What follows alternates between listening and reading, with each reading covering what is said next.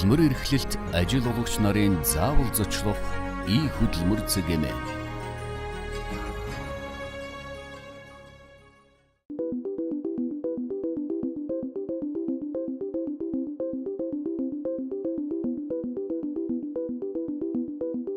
Гадаад иргэний эрх зүйн байдлын тухай хуулиар гадаад иргэн бол Монгол улсад хөдөлмөр эрхлэхдээ HG ангилын буюу визийн ангилын виз авдаг. За төрөмс байгууллагын шугамар орж ирж хөдөлмөр эрхлэх гэж байгаа бол өв ангилын визийг авсан байх шаардлагатай.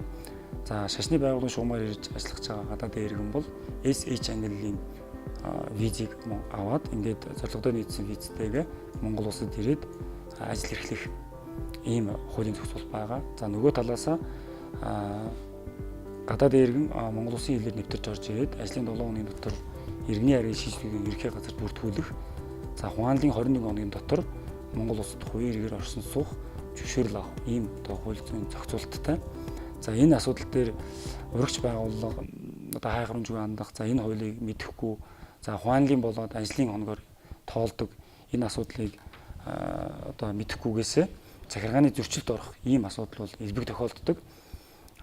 Энэ өөрөө тухайн гадаад иргэний бас Монгол улсад оршин суухийн статустай холбоотой асуудлаар бас нэг хард холбоо үлдээдэг учраас энэ дээр ажил олгогч байгууллага буюу урагч байгууллага бас анхааралтай байж энэ хуулийг бас нэрвчлэн сайн судлах ёстой гэж ингэж үздэг.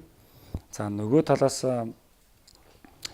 яг энэ хуулийн хугацаан дээр асуудал яригдахад хөдөлмөрийн асуудал эрхэлсэн энэ төрийн захиргааны байгууллага 14 хоногийн дотор асуудлыг шийдэж Монгол улсад өргөдөж орж ирснээс хойш Монгол улсад хөдөлмөр эрхлэх зөвшөөрлийг олгодог.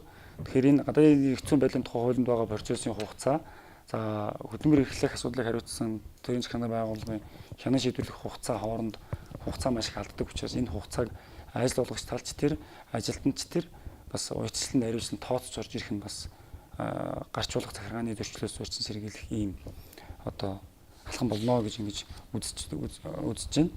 За нөгөө талаас Монгол улсад ирж байгаа гадаадын иргэн 4 миний дурдсанаар Монгол улсын үндсэн хуулийн заасан нэг ёсондоо хуулиар тусгаалan хориглоогүй тэр бүрэн эрхийг бол бусад Монгол улсын иргэний нэгэн адил бол эдэлнэ. Нөгөө талаасаа практикт гадаадын иргэд Монгол улсад А компани нэрээр орж ирээд за магадгүй хөдөлмөрийн харилцаагаа ажил олгогчтойгоо харилцан тохирцоо дуусгар болгоод өөр компанитай гэрээ хийгээд өөр ажил олгогчтой ингээд шилжин ажиллах юм бол бүрэн боломжтой. За энийг мэдэхгүйгээс магадгүй зарим нөхцөлд гаргаад оруулж ирэх, дахин урих гэсэн ийм хүндрэлтэй асуудлууд практикт бас бий болдог. Тийм учраас яг хөдөлмөрийн харилцаан дээр бол Монгол Улсын үндсэн хуулийн зааснаар гадаад иргэн ажлын байраа чөлөөтэй сонгох, ажил нөхцөлөө сонгох энэ эрх нь бол гадаад иргэнд нээлттэй байдгаа гэдгийг энд бас би давхар онцолж дурдхан зүйтэй гэж бодож байна. Гадаадын иргэнийг Монгол улсад хөдөлмөр эрхлэхэд дээр дурдсан хуулиар шийдвэрлэдэг байна. Илүү дэлгэрэнгүй мэдээллийг хөдөлмөр цэглэмэн цахим хуудаснаас авна.